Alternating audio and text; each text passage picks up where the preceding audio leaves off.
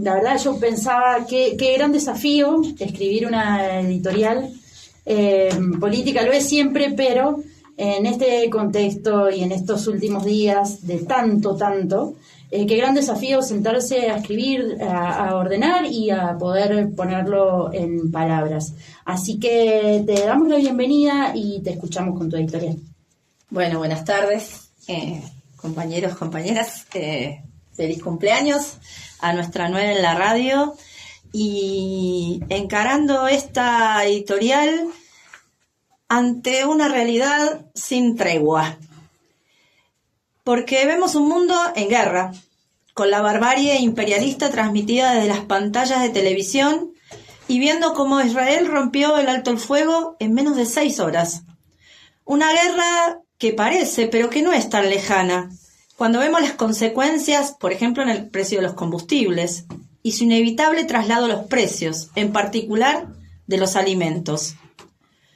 Y viniendo acá cerquita en nuestro país, un Congreso militarizado, mientras se desarrollaban protestas en todo el país, fue el inicio de la sesión en la Cámara de Diputados para reformar la ley de glaciares.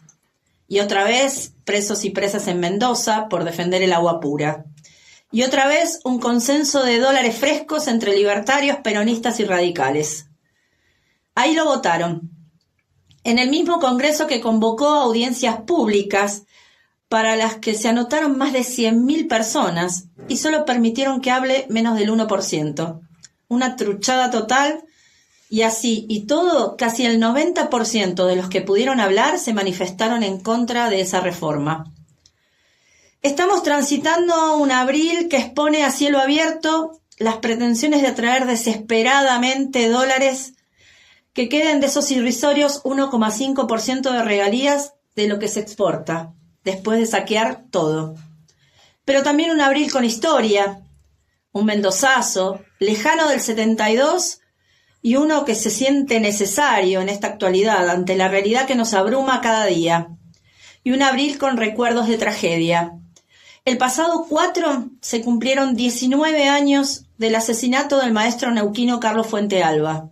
Fue en 2007, en la provincia de Vaca Muerta, en Neuquén. En la provincia donde priorizar los intereses del extractivismo significa asesinar a un maestro.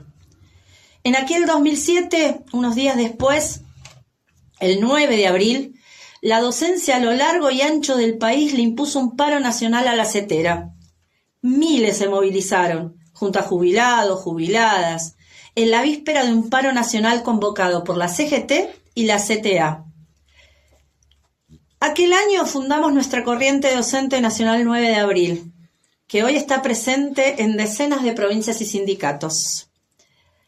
Y hoy, mientras vemos a las fuerzas represivas reprimir con alevosía y hasta casi en la ilegalidad a quienes salimos, por ejemplo, a defender el agua pura, a las jubiladas y jubilados cada miércoles, disparando a la cara, como el fotógrafo Pablo Grillo, no podemos más que tener muy presentes las imágenes del fusilamiento de Carlos. Presente.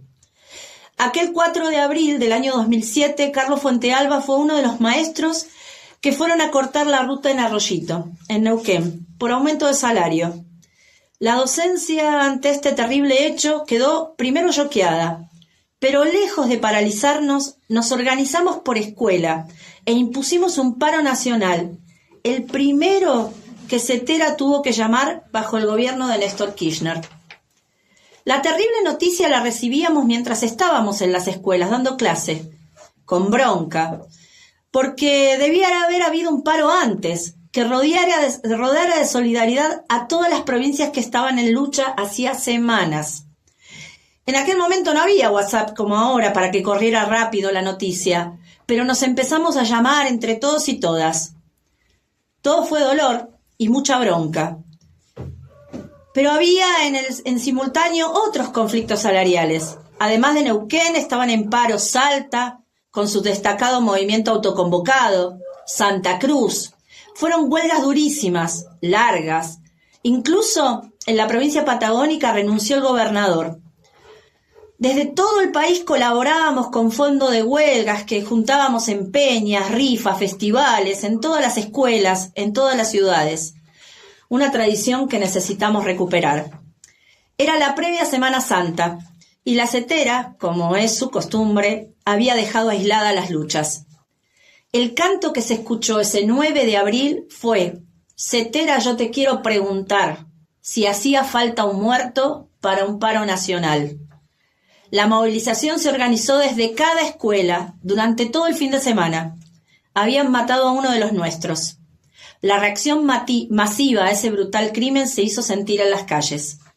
El repudio se extendió en más de 300 ciudades de todo el país. Salieron a manifestarse maestras de la escuela pública, pero también de la privada. Era toda una novedad.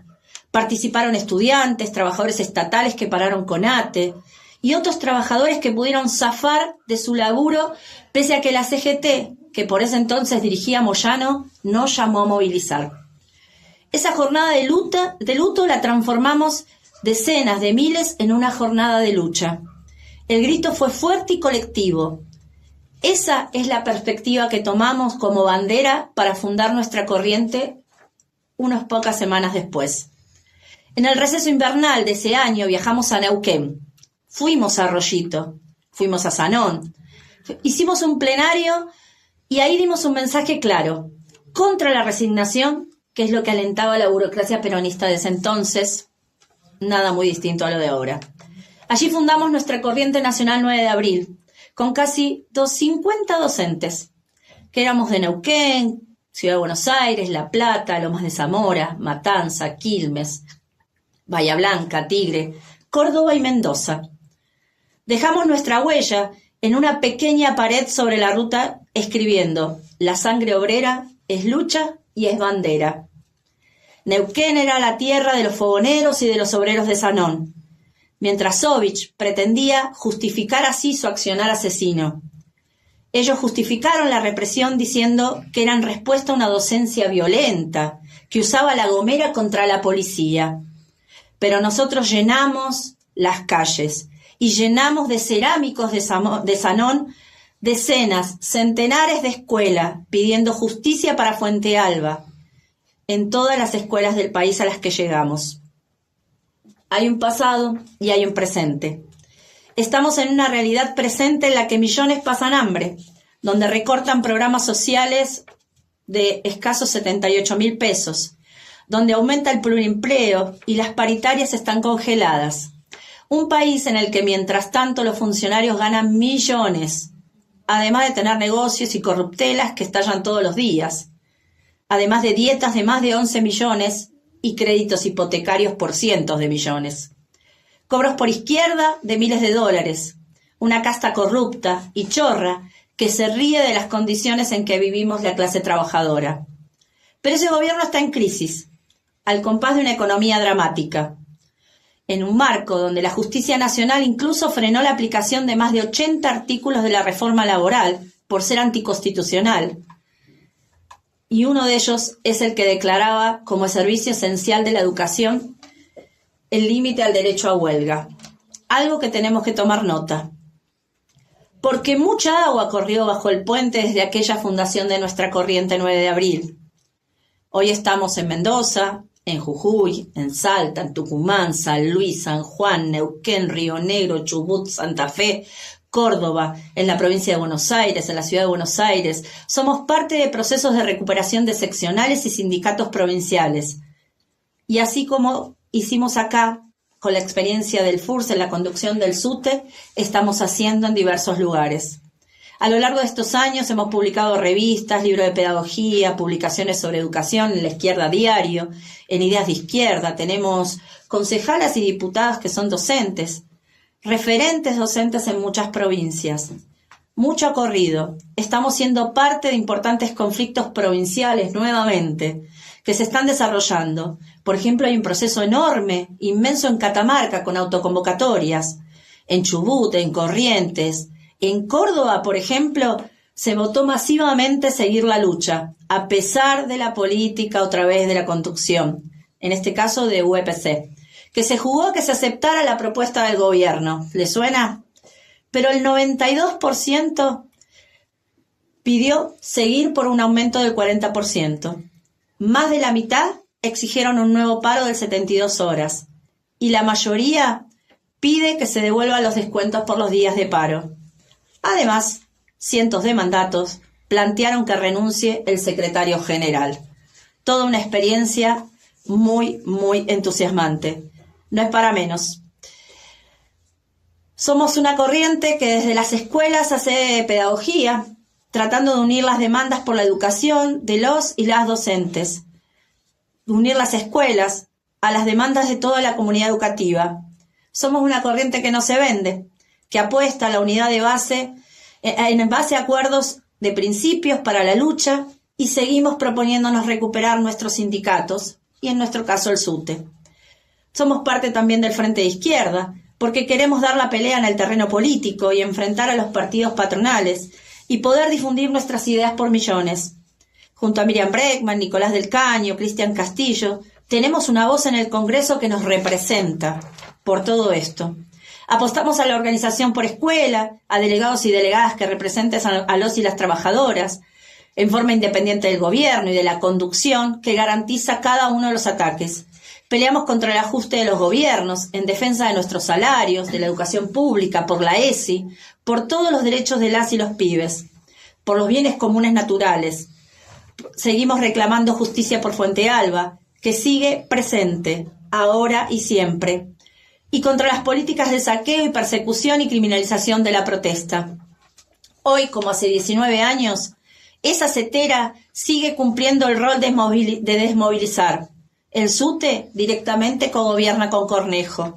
Por eso nos queremos fortalecer y organizar. Queremos ser parte de la resistencia, desde abajo, en cada escuela, en cada lugar de trabajo y estudio, coordinando todos los sectores combativos, y que no nos vamos a resignar. Seguiremos el ejemplo de los jubilados y las jubiladas, que cada miércoles muestran dignidad, de la juventud, del movimiento de mujeres y disidencias. Por todo esto, por la historia, por el pasado y por el presente, te invitamos a sumarte a la 9 en cada una de las zonas donde estamos, y a sumarte a este proyecto, y a la 9 en la radio, y amplificar la voz de las escuelas, como hacemos cada sábado desde la Radio Cuyum. Estas experiencias de organización y resistencia seguirán siendo parte de nuestra historia. Bueno, muy buena la editorial.